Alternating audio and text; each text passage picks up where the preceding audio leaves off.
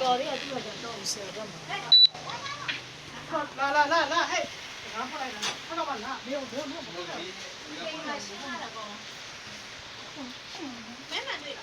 ရှာမြမရှာထောင်းတာကိုခွေးမနိုင်နေရရှာဟာဒီဘာမှမမကြောက်